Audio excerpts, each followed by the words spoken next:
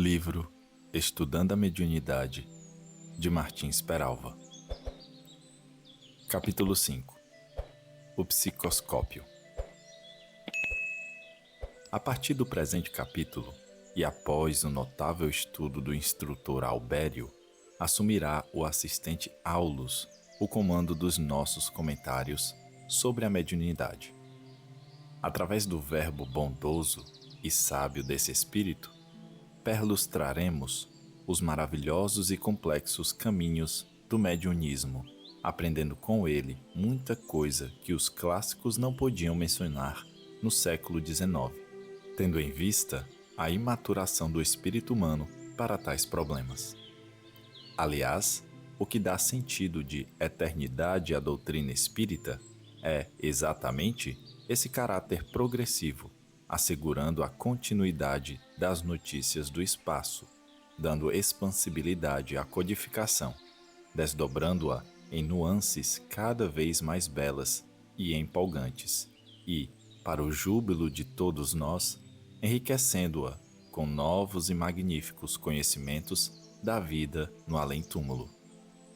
Se tivesse a doutrina parado com os livros básicos, sem esta complementação magnificente, o seu destino seria, inevitavelmente, o destino de tantas outras que floresceram, tiveram o seu período áureo, mas que, por se cristalizarem, ficaram sepultadas no sarcófago do esquecimento. O Espiritismo, pelo seu conteúdo evolutivo e universal, é um movimento em marcha, para frente e para o alto. É um sol que busca o zênite de seus gloriosos objetivos de Consolador, enunciado e prometido pelo Divino Amigo. Dele foi dita a primeira palavra e jamais se dirá a última, afirmou incisivamente Allan Kardec. Abençoado seja nas resplandecentes esferas o valoroso missionário que estruturou o Espiritismo, deu-lhe bases inamovíveis, deixando-lhe, todavia, as mais positivas, ricas e sublimes perspectivas de engrandecimento, de desenvolvimento e de expansibilidade ilimitada no tempo e no espaço. Definindo o psicoscópio, o assistente Aulus informa que é um aparelho a que intuitivamente se referiu ilustre estudioso da fenomenologia espirítica em fins do século passado. Destina-se à auscultação da alma, com o poder de definir-lhe as vibrações e com a capacidade para efetuar diversas observações da matéria. O cientista a que Aulus se refere foi Alfred Ernie, na sua obra O Psiquismo Experimental. Segundo verificamos, tem o psicoscópio a propriedade de definir as vibrações de encarnados e desencarnados, cumprindo-nos atentos aos objetivos deste livro, ressaltar a faculdade de esse aparelho espiritual, devidamente armado num grupo mediúnico, caracterizar os mais íntimos sentimentos dos presentes, tais como moralidade, bondade, perversidade, falta de confiança, curiosidade, irresponsabilidade, interesses inferiorizados.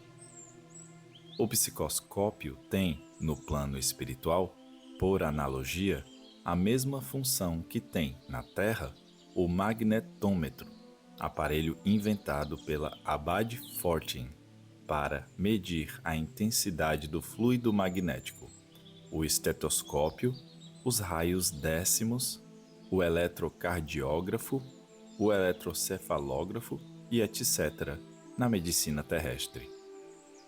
O estado orgânico do enfermo é perscrutado pelo clínico ou pelo radiologista, mediante a aplicação do instrumento apropriado. Utilizando os aparelhos acima, conhecerá o médico a intimidade física do cliente. Saberá se o coração vai normal, se os pulmões passam bem, se o aparelho cerebral vai sem alterações. Tais aparelhos indiscretos são, em síntese, os desvendadores dos segredos internos do corpo humano. Muita vez, aquilo que o doente não desejava saber, por medo da verdade, ou preferiria que os demais ignorassem, é revelado por esses e outros aparelhos. O psicoscópio desempenha, sob o ponto de vista espiritual, esta mesma função. Descobre e revela aos benfeitores espirituais o que os médiuns ocultam ao dirigente dos trabalhos e que o dirigente oculta aos médiuns. Sem dúvida, este fato sublima o serviço mediúnico, acentuando o senso de responsabilidade que deve orientar esse abençoado campo de atividade. Cumpre-nos, entretanto, frisar que tal providência analisadora dos sentimentos individuais não se efetiva pelos amigos espirituais à guisa de uma simples curiosidade ou diletantismo. Longe disso, o mais fervoroso sentimento de compreensão e bondade preside a tais verificações, cuja utilidade apreciaremos nas linhas seguintes. Os instrutores operam com absoluta ausência de qualquer pensamento descaridoso ou humilhante, não só com relação aos encarnados, como para com os desencarnados. Ouçamos, a este respeito, a palavra do assistente Aulus.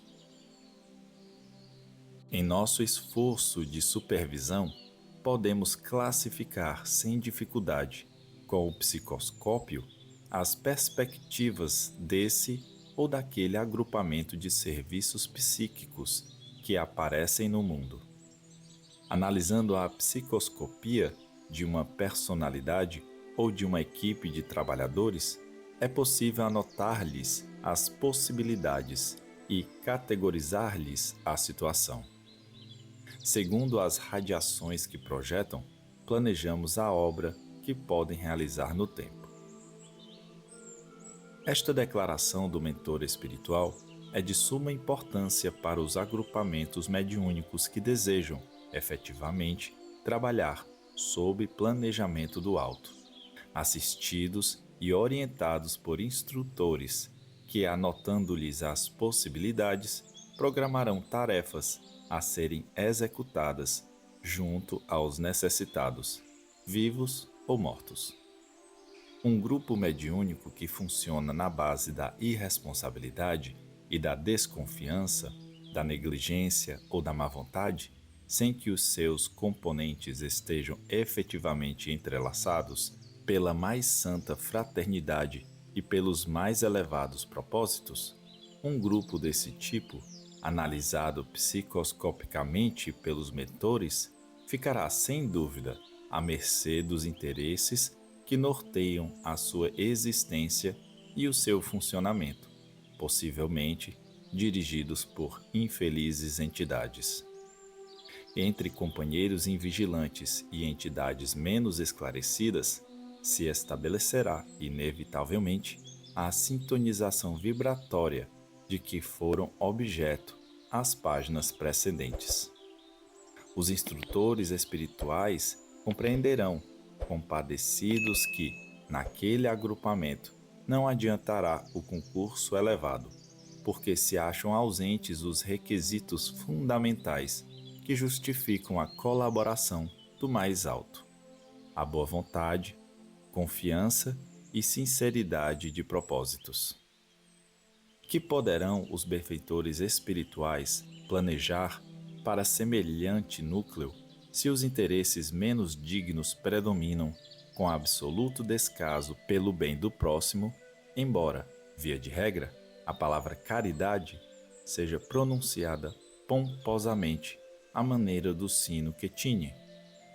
O oposto sucede quando, pondo o psicoscópio a funcionar num grupo humilde e sincero, as radiações dos seus integrantes falam através da inconfundível linguagem dos sentimentos, expressos em forma de vibrações, de operosidade e devotamento, de confiança e união espiritual.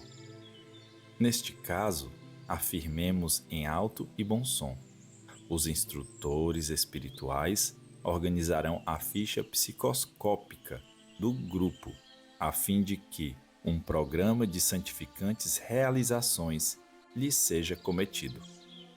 Qualquer um de nós, militantes espíritas, terá observado, aqui ou alhures, que certos grupos mediúnicos não progridem. Por que será? Não se encontrará, porventura, nas considerações em torno do psicoscópio, a resposta lógica e racional para tal indagação? O bom senso nos diz que muitos grupos funcionam sem programa edificante. Fazem-se sessões simplesmente por fazer. Grupo mediúnico que funciona sem orientação cristã, evangélica, sem cogitar o fundamental problema da elevação moral de todos, melhor seria que cerrasse as suas portas, porque, assim fazendo, cerrá-las-ia também as forças da sombra. Mediunismo é, sem dúvida, atividade sagrada, porque ele é que vem a revelação, que é a palavra de Deus para os homens. Pelos condutos mediúnicos, através da inspiração ou da escrita, é que o céu tem enviado à terra, em todos os tempos e lugares, abundantes jorros de luz e consolação. Os centros espíritas bem orientados não devem ensarrilhar armas no esforço de recomendar sessões reservadas de amparo aos sofredores, a fim de que as tarefas mediúnicas cumpram sua legítima finalidade. Parece que as recomendações do codificador, neste sentido, foram esquecidas. As advertências de Leon Denis permanecem, também, lastimavelmente olvidadas. Acreditamos que o livro, nos domínios da mediunidade, tenha sido compreendido e que, em resultado de sua leitura e análise, possam as agremiações espíritas traçar elevadas diretrizes para os seus mistérios mediúnicos, congregando senhoras e senhores de boa vontade, sinceros e estudiosos, para comporem seus núcleos de amparo aos sofredores. Não é demasiado tarde para darmos e fazermos o melhor em nossas atividades no setor mediúnico. Será este o meio de a espiritualidade, examinando os sentimentos e as intenções dos trabalhadores desse campo, dispensar-lhes amparo e orientação, traçando-lhes programas que atendam, sobretudo, ao elevado espírito de fraternidade que presidiu a todos os atos e palavras, pensamentos e atitudes de nosso Senhor Jesus Cristo, o Médium de Deus.